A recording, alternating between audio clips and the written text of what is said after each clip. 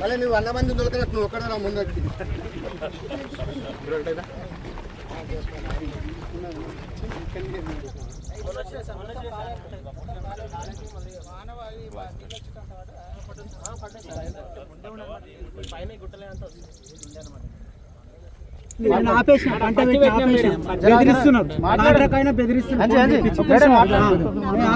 పట్టిపెట్టినామన్నాడు రోడ్కి సగం రోడ్ వచ్చింది ఆయన ఇక్కడ అంతా మాట్లాడాలని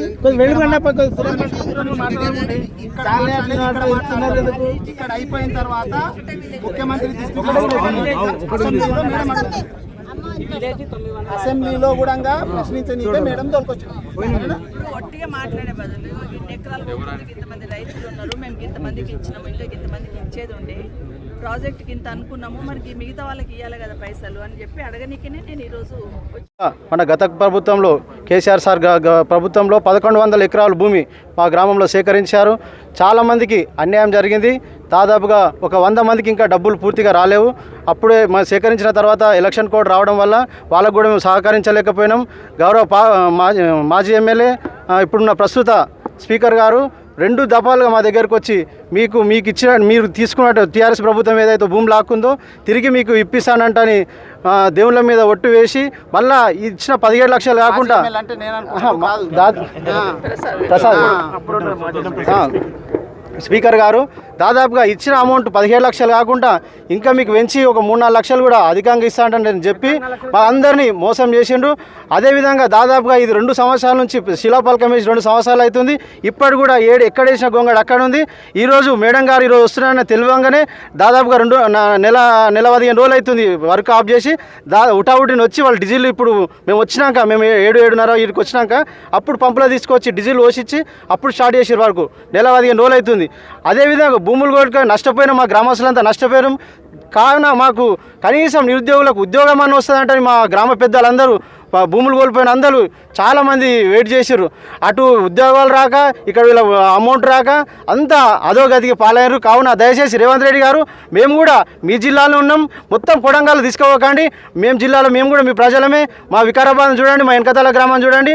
వెనకతాల గ్రామం అభివృద్ధి అయితే మొత్తం చుట్టుపక్కల గ్రామాలు కూడా యువకులందరికీ ఉద్యోగాలు వస్తాయి. దయచేసి చెప్తున్నాం, మా వెనకతాల గ్రామాన్ని ప్రత్యేకంగా చూడండి. తొందరగా ఈ అభివృద్ధి చేయండి, మా ఇండస్ట్రియల్ వచ్చేటట్టు చేయండి సార్. తెలంగాణ మొబిలిటీ వ్యాలీని సందర్శించడానికి వచ్చినటువంటి గౌరవనీయులు మాజీ మంత్రులు శ్రీమతి సబితా ఇంద్రారెడ్డి గారికి, అదేవిధంగా మిగిలిన మా బీఆర్ఎస్ పార్టీ కుటుంబ సభ్యులందరికీ, పత్రికా మిత్రులకు, మీడియా సోదరులకు అందరికీ పేరు పేరున నమస్కారాలు తెలియజేస్తూ, మేడం చాలా విషయాలు చెప్పింది. మనము అప్పుడప్పుడు చూస్తుంటాం సిలికాన్ వ్యాలీ అని, అమెరికా లోపల సిలికాన్ వ్యాలీ అని ఉంది అంటుంటాం. ఏంది అంటే సిలికాన్ వ్యాలీ అంటే ఐటీకి సంబంధించినటువంటి రకరకాల కంపెనీలు, యాపిల్ కావచ్చు, అమెజాన్ కావచ్చు, గూగుల్ కావచ్చు, ఇట్లాంటి కంపెనీలన్నీ కూడా సమూహంగా ఒక దగ్గర ఉండి ప్రజలకు ఉపయోగకరంగా ఉంటాయి కాబట్టి అక్కడ సిలికాన్ వ్యాలీ అని అమెరికాలో ఉంది. అట్లా భారతదేశం లోపల మొట్టమొదటిసారిగా తెలంగాణ రాష్ట్రం లోపల భారతదేశంలోనే మొట్టమొదటిసారిగా తెలంగాణ మొబిలిటీ వ్యాలీ అనేటటువంటి ఒక పేరు పెట్టి హైదరాబాదుకు చుట్టుపక్కల ఒక 4 స్థలాలను 4 జాగలను గుర్తించి ఇక్కడ మొబిలిటీ వ్యాలీ అని చెప్పి పెట్టాలని చెప్పి అప్పటి గౌరవ ముఖ్యమంత్రి కేసీఆర్ గారు, కేటీఆర్ గారు ఆలోచన చేశారు. ఆ 4 స్థలాలు ఏది అంటే, ఒకటి జహీరాబాద్ లోపల, రెండవది వికారాబాద్ లోపల, మూడవది షాబాద్ లోపల, నాలుగవది దివిటిపల్లి అని మహబూబ్ నగర్ లోపల. ఇవన్నీ కూడా కలిపి దాదాపు 3000 ఎకరాలు సేకరించాలా. 3000 ఎకరాలు సేకరించి దాదాపు 50,000 కోట్లు ఇన్వెస్ట్మెంట్ వీడికి తీసుకొచ్చి 4 లక్షల మందికి ఉద్యోగాలు ఇవ్వాలనేటటువంటి అప్పుడు ప్రతిపాదించినటువంటిది వ్యవస్థ. అయితే ఆ 4 లక్షలు కూడా ఎవరికి వచ్చేటి? ఇక్కడ ఉన్నటువంటి వాళ్ళకే వచ్చేటి. ఇప్పుడు మరి ఆ 4 లక్షల ఉద్యోగాలు ఇవ్వాలా, 3000 ఎకరాలు సేకరించాలంటే ఇక్కడ వెనకతలలో కూడా దాదాపు 1100 ఎకరాలు సేకరించడం జరిగింది. దాంట్లో చాలా మటుకు ఆ నష్టపరిహారం అనేది 400 మంది రైతులకు దాదాపు 100 కోట్లు ఇచ్చినాం. ఇంకా కొంతమంది ఇవ్వాల్సిన వాళ్ళు ఉన్నారు. మాకప్పుడు ఎలక్షన్ కోడ్ వచ్చేసింది, మా గవర్నమెంట్ పోయింది, ఇంకొక కాంగ్రెస్ గవర్నమెంట్ వచ్చింది. మేము ఇప్పుడు వెనకతల లోపల ఇంత చేసుకుంటూ వచ్చినాము. మరి మీరేం చేస్తున్నారు? ఇప్పుడు బీఆర్ఎస్ గవర్నమెంట్ ఏం చేసింది? దాదాపు 1100 ఎకరాల ల్యాండ్ పూల్ చేసింది, ల్యాండు అంతా సేకరించింది, నష్టపరిహారం ఇచ్చింది, ఇంకా కొంతమందికి నష్టపరిహారం ఇవ్వాల్సినటువంటిది ఉంది. మరి మీరు వచ్చిన తర్వాత ఏం చేయాలో కూడా ఆలోచన చేయాలి కదా. ఆ 4 లక్షల ఉద్యోగాలు అనేటివి ఎవరికి వస్తుండే? ఐటీ చేసినటువంటి పిల్లలకు, మెకానికల్ ఇంజనీరింగ్ చదివినటువంటి పిల్లలకు, అట్లాగే ఎలక్ట్రానిక్స్ చదివినటువంటి ఇంజనీరింగ్ చదివినటువంటి పిల్లలకే వచ్చాయి. అదిగాక ఈ వెనకతల లోపల ఎవరైతే భూములు ఇచ్చిండ్రో వాళ్లకు ఆ ఫ్యామిలీ మెంబర్స్కి ఉద్యోగాలు ఇస్తామనేటటువంటి కూడా ప్రతిపాదన ఉండే. అదేగాక ఇంకొకటి ఏంటంటే ఈ భూములు ఇచ్చిన రైతుల కుటుంబాల పిల్లలకు కూడా చదువుకోవటానికి ఇక్కడ రెసిడెన్షియల్ పాఠశాలలు కూడా మేము నెలకొల్పుతామని చెప్పి ఆ రోజు చెప్పడం జరిగింది. మరి మేము ల్యాండ్ సేకరించినాం, నష్టపరిహారం చాలామందికి ఇచ్చినాం. ఇప్పుడు ఇవన్నీ మేము చేసుకొస్తే మరి కాంగ్రెస్ గవర్నమెంట్ వచ్చిన తర్వాత ఏం చేసింది? మేము ఇవన్నీ సేకరించి ఇంత కొంచెం డెవలప్ చేసిన తర్వాత ఇక్కడ చుట్టుపక్కల ఉన్నటువంటి ల్యాండ్ రేట్స్ అన్నీ కూడా భూముల రేట్లు ఏకదంగా పెరిగిపోయి రియల్ ఎస్టేట్ బ్రహ్మాండంగా నడిచింది. మీరు ఎప్పుడైతే 3 సంవత్సరాలు అయిందో కుంటుపడ్డ తర్వాత మొత్తం ల్యాండ్ రేట్లు ఎవడు ఇప్పుడు కొంటలేడు. 30 లక్షలు పోయేది 20 లక్షలకు కూడా అమ్ముతలేడు. మరి ఇప్పుడు మీరు మొత్తము మేము ఇప్పుడు ఇందాక మేడం గారు చెప్పినట్టు Hyundai company, Mahindra company, Amar Raja company, ఇటువంటి పెద్ద పెద్ద కంపెనీలన్నీ కూడా ఎలక్ట్రిక్ వెహికల్స్ మ్యానుఫ్యాక్చరింగ్ కావచ్చు, బ్యాటరీస్ మ్యానుఫ్యాక్చరింగ్ కావచ్చు, లేకపోతే రీసెర్చ్ అండ్ డిపార్ట్మెంట్ కావచ్చు, ఇట్లా ఇవన్నీ కూడా ఒకటే సమూహంగా ఉండాలా.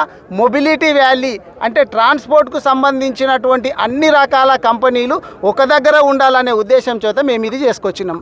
మరి మేము సేకరించినటువంటి ల్యాండ్ ఇప్పుడు ఎంత ఉంది, ఎన్ని కంపెనీలకు మేము ఎంఓయూ చేసినాం కదా, మరి అవి ఎన్ని ఎంఓయూలు అమలైనవి, ఎన్ని కంపెనీలకు మీరు అలాట్ చేసిండ్రు, ఎన్ని కంపెనీలు ఇక్కడికి వచ్చినాయి, ఎంతమందికి మీరు ఉద్యోగాలు ఇచ్చిండ్రు, అది కూడా ఈ ల్యాండ్ ఇచ్చినటువంటి ఫార్మర్స్కు వాళ్ళ ఫ్యామిలీ మెంబర్స్కి ఎంతమందికి ఉద్యోగాలు ఇచ్చిండ్రు, ఎన్ని రెసిడెన్షియల్ పాఠశాలలు కట్టించిండ్రు.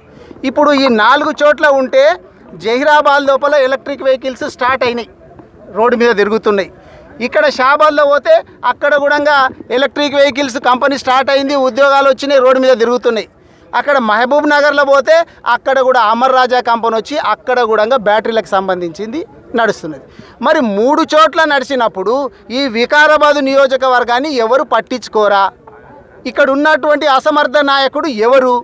మరి ఏం చేసుకొస్తున్నారు? మరి ఆయన పని చేస్తున్నది ఏంది? ప్రజలకు అప్పుడు ఏం చెప్పిండ్రు ఎలక్షన్స్కు ముందు అంటే, మేము బీఆర్ఎస్ వాళ్ళు ఇట్లా చేస్తున్నారు కానీ మేము రాగానే ఎవరెవరైతే భూములు తీసుకున్నారో ఆ భూములన్నీ కూడా రైతులకు మళ్ళా రిటర్న్ ఇప్పిస్తాము అన్నారు. మీకు డెవలప్మెంట్ చేయడానికి చేతనవుతలేదు, కంపెనీలు తీసుకురావడానికి చేతనవుతలేదు, ఉద్యోగాలు ఇవ్వడానికి చేతనవుతలేదు. మరి అది చేయనప్పుడు తీసుకున్నటువంటి భూములను రిటర్న్ అయినియాలి కదా. ఇక్కడ ఉన్నటువంటి దేవుళ్ళ మీద ఒట్టేసిండ్రు. రేవంత్ రెడ్డి గారి రాష్ట్రంలో ఉన్నటువంటి దేవుళ్ళ మీద అందరి మీద ఒట్టేసి ఎట్లా మోసం చేసిండో ఇక్కడ ఉన్నటువంటి నాయకుడు కూడా దేవుళ్ళ మీద ఒట్టేసి మీకు అంతా కూడా భూమి వాపసు ఇస్తామన్నాడు. పైసలు మిగిలిపోయినటువంటి వాళ్ళకు డబ్బులు ఇస్తలేదు, భూమి ఇస్తలేరు. మరి మీరు ఎందుకున్నట్టు? గెలిపించినటువంటి ప్రజలను పట్టించుకోకపోతే ఎందుకున్నట్లు? ఒక్కసారన్నా ఊళ్ళకు పోయి చూస్తున్నావా? కనీసము క్యాంప్ ఆఫీసులో ఉండి ప్రజలకు అందుబాటులో ఉంటున్నావా? మా ప్రజలు గెలిపించేది ఎందుకు? అందుబాటులో ఉంటారు, ఆపదొస్తే మాకు ఆదుకుంటాడు, మాకు అండగా ఉంటాడు అనేది కదా. అందుబాటులో ఉండు లేదు. ఈయనను కలవాలంటే ఒక మొత్తం దూరను కలిసిన దానికంటే ఎక్కువ అవుతుందంట. ఇప్పుడు పెళ్లి పత్రిక ఇవ్వాలంటే ఓ పెద్ద గగనమైపోతుందంట. పట్నం పోయి పానసారం కలిసి పడితే కూడా దొరుకుతలేడంట. మరి గెలిపించినటువంటి అప్పుడు ఎలక్షన్ల ముందరనేమో దేవుళ్ళ మీద ఒట్టు పెట్టి ప్రజల వెంబడి తిరిగినటువంటి మనము గెలిచిన తర్వాత ప్రజలకు అందుబాటులో ఉండాల్సినటువంటి అవసరం లేదా? ఎవరికి ఇంకా ఆపద ఉంది అనేది మనం ఆదుకోవాల్సినటువంటి అవసరం లేదా? గతంలో చూసినాం చాలాసార్లు ఎంతోమంది అట్రాసిటీ కేసులు పెడితే మారిండేమో అనుకున్నారు ప్రజలు. కానీ మొన్నటికి మొన్న గీడ వెనకపల్లికి సంబంధించినటువంటి ఒక ముదిరాజు బిడ్డ మీద కూడా మళ్ళీ అట్రాసిటీ కేసు పెట్టిస్తామంటున్నారట. మరి ఏం జరుగుతున్నది? మీరు ఏం చేస్తున్నారు? ఇక్కడ ఉన్నటువంటి వాళ్ళు జనాలు చెప్పుకుంటున్నది ఏంటంటే ఇక్కడ ఉన్నటువంటి నాయకుడు అభివృద్ధి మీద దృష్టి లేదు, అభివృద్ధి అంతా కూడా ఆయన సొంత అభివృద్ధి మీద దృష్టి ఉన్నది. ఏం కావాలన్నా కానీ, పోస్టింగ్స్ కావాలన్నా కానీ అక్కడ కరప్షన్ జరుగుతున్నది, అవినీతి జరుగుతున్నది అని చెప్పి ప్రజలు అనుకుంటున్నారు. మరి ప్రజలకు మనం ఇదేనా సందేశం ఇవ్వాల్సింది? మనం ఏం చెప్పదలుచుకున్నాం చెప్పు? గెలిచినటువంటి ప్రజలకు అందుబాటులో ఉండాలి. ఇక్కడ రోడ్లు మంచిగా ఉన్నాయా, తాగునీళ్ళు చక్కగా ఉన్నాయా, రోడ్లు బాగున్నాయి, ఇంకేందన్నా ఒక్క రోజన్న గ్రామాలలో తిరుగుతున్నటువంటి పరిస్థితులు ఉన్నాయా? నేను ఎమ్మెల్యేగా గెలిచినప్పుడు ప్రజల లోపల ఉన్నా, ఎమ్మెల్యేగా ఓడిపోయినప్పుడు కూడా ప్రజల లోపల ఉన్నా. నువ్వు 10 సంవత్సరాలు ప్రతిపక్షంలో ఉన్నప్పుడు కూడా ఒక్క రోజు కూడా ఇక్కడ నియోజకవర్గంలో కనబడలేదు. ఇప్పుడు గెలిచినప్పుడు కూడా కనబడతలేదు. మరి ప్రజలు నీకు ఎందుకు ఓటేసినట్టు చెప్పు. ఒక్కసారి ఆలోచన చేయాలి. ఇక్కడ ఉన్నటువంటి నాయకుడు ఏం చేస్తున్నావు అనేటటువంటిది ఆలోచన చేయాలి. నువ్వే చెప్పుకుంటూ వచ్చినావు కదా, రోడ్ల పరిస్థితి చాలా దరిద్రంగా ఉంది, వికారాబాద్ నియోజకవర్గంలో పిల్లనియాలంటే వెనక ముందు అవుతున్నారని చెప్పి. మరి 3 సంవత్సరాలు అవుతుంది కదా, మా మీద ఏడిపోయినా. ఇంకా అక్కడ ముఖ్యమంత్రి గారికి ఏమో కేసీఆర్ గారి మీద, కేటీఆర్ గారి మీద, హరీష్ రావు గారి మీద ఏడుపు. ఈ మరి వికారాబాద్లో మీకేమైంది చెప్పు. వికారాబాద్లో రోడ్లు ఎంత ఘోరంగా ఉన్నాయి. ఇప్పుడు గిడికెళ్ళి మైతాబ్గూడ కాడికి వెళ్ళి గిడికి రావాలంటే ఇందాక మాజీ మంత్రి గారు వస్తే దాదాపు 40 నిమిషాలు పడుతున్నది. మరి ఏం చేస్తున్నట్టు ఇక్కడ ఉన్నటువంటి పాలకులు ఏం చేస్తున్నట్టు? ఇప్పటికైనా కానీ మేము డిమాండ్ చేసేది ఏంటంటే, ఈ మొబిలిటీ వ్యాలీ అనేటటువంటి దాంట్లో 3 చోట్ల కంపెనీలు స్టార్ట్ అయినాయి. మరి ఇక్కడ ఉన్నటువంటి అసమర్థ నాయకుని వల్ల ఇక్కడ ఉద్యోగాలు వస్తలేవు, కంపెనీలు రాలే. మరి నీకు అది చేత కానప్పుడు వాళ్ళ భూమి అన్న వాపస్ ఇవ్వాలి కదా. నీకు కంపెనీలు తీసుకురానికే శాతం అయితే లేదు, భూమి వాపస్ ఇవ్వనికే శాతం అయితే లేదు. నువ్వేం లాభం చెప్పు? ఆలోచన చేసుకోవాలని చెప్పి నేను తెలియజేస్తాను. నా గొంతు పోదు కదా అది భయ. అందరికీ నమస్కారం. ఈరోజు మన మోమిన్పేట్ మండల్లో ఎన్కతల విలేజ్కి రావడం జరిగింది.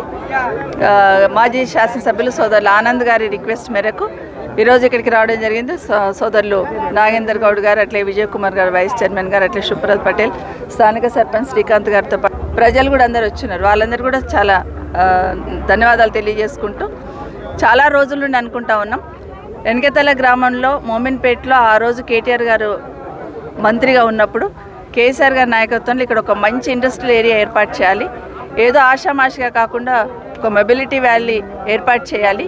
ఈవీకి సంబంధించి కానీ ఎలక్ట్రికల్ సంబంధించిన కంపెనీలన్నీ ఇక్కడికి తీసుకురావాలి అనే ఆలోచనతో ఒక పెద్ద విజన్తో ఇక్కడ ఏర్పాటు చేయాలని ప్రయత్నం చేశారు. ఆ రోజు సర్వే చేస్తే 1100 ఎకరాలు తీసుకోవచ్చు అన్నప్పుడు 1100 ఎకరాలలో దాదాపుగా 850 ఎకరాలు అసైన్ ల్యాండ్ ఉంది, మిగతా గవర్నమెంట్ ల్యాండ్ ఉంది అన్నప్పుడు 1100 ఎకరాలలో ప్లాన్ చేయడం జరిగింది.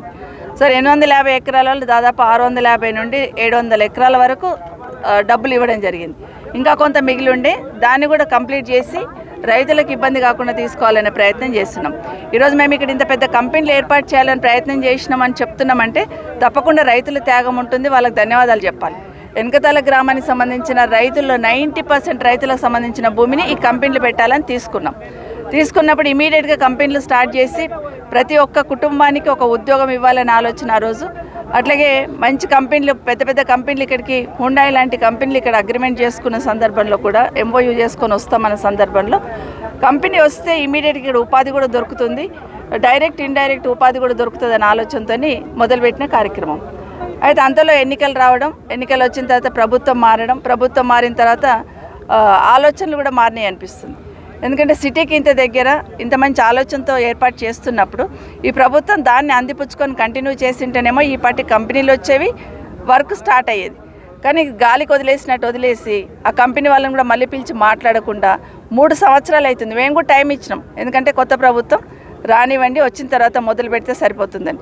కానీ ఇక్కడ వదిలేసి అవసరం లేని దగ్గర ల్యాండ్ అక్విజిషన్ చేస్తున్నారు. ఇప్పుడు అదే పరిగిలో 4 ఊళ్ళల్లో ల్యాండ్ అక్విజిషన్ చేస్తున్నారు, కొడంగల్లో ల్యాండ్ అక్విజిషన్ చేస్తూ ఉన్నారు. ఎక్కడ చూసినా మళ్ళీ ల్యాండ్ అక్విజిషన్ మొదలుపెట్టినారు. మా రిక్వెస్ట్ ఏంటంటే 1100 ఎకరాలు ఇక్కడ ఉంది కదా, ముందు దీన్ని ఫిలప్ చేయమంటున్నాం. ఇక్కడ ఇన్వెస్టర్స్ అందరిని ఇన్వైట్ చేయండి, ముందు ఇక్కడ ఫిలప్ చేయండి. ఇక్కడ ఫిలప్ అయిపోయిన తర్వాత మిగతా రైతుల దగ్గర తీసుకోండి. కానీ ఈ రైతులు వ్యవసాయం చేసుకోకుండా భూమి ప్రభుత్వానికి ఇచ్చారు. మళ్ళీ అక్కడున్న రైతులు కూడా అక్కడ కూడా 2000 కుటుంబాల దగ్గర వాళ్ళందరూ కూడా లాక్కునే ప్రయత్నం చేస్తున్నారు. ముందు వీటిని ఫిలప్ చేయండి, ఇవన్నీ ఫిలప్ చేసినాక మిగతా కంపెనీలు ఇన్వైట్ చేయండి అని అడుగుతా ఉన్నాం. కానీ కనీసం ఆలోచన కూడా లేదు. నేను అనుకుంటా ముఖ్యమంత్రి గారు ఇంత పెద్ద ఆలోచనతో ఈరోజు అంతా కూడా EV వెహికల్స్ ఎంకరేజ్ చేద్దాం అంటున్నాం, ఎలక్ట్రికల్ వెహికల్స్ తెచ్చుకోండి అంటున్నాం. వాళ్ళే ఇక్కడ వచ్చి కంపెనీలు ఏర్పాటు చేస్తామన్నప్పుడు ఖచ్చితంగా వాళ్ళని ఎంకరేజ్ చేయాలా లేదా? ఎక్కడో ఇన్వెస్టర్ని వెళ్ళడానికి ఎక్కడికి వెళ్తున్నాను, వేరే దేశాలకు పోయి ఇన్వెస్టర్స్ తీసుకొస్తా అంటున్నారు గౌరవ ముఖ్యమంత్రి గారు. ఉన్న ల్యాండ్ని చూపిస్తే ఇక్కడికే వచ్చి పెట్టుబడి పెట్టడానికి సిద్ధంగా ఉన్నారు ఇక్కడ ఉన్న వాళ్ళందరూ. వీళ్ళని వదిలేసి ఎక్కడో పోయి తీసుకొస్తా అనే మాట ఏదైతే చెప్తున్నారో అది ప్రజలను మోసం చేయడం ఒక రకంగా. కానీ ఇప్పటికైనా ఇక్కడున్న ఇంత మంచి ల్యాండ్లో ఏం పెట్టాలనేది మీరు, మీ మంత్రి గారు, ముఖ్యమంత్రి గారితో పాటు మంత్రి గారు, ఇక్కడున్న స్పీకర్ గారు అందరు కూర్చొని కూడా ఒక మంచి ఏరియా డెవలప్ అవుతుంది. కాబట్టి ఇమీడియట్గా దాని మీద చొరవ తీసుకోవాలని చెప్తా ఉన్నాను.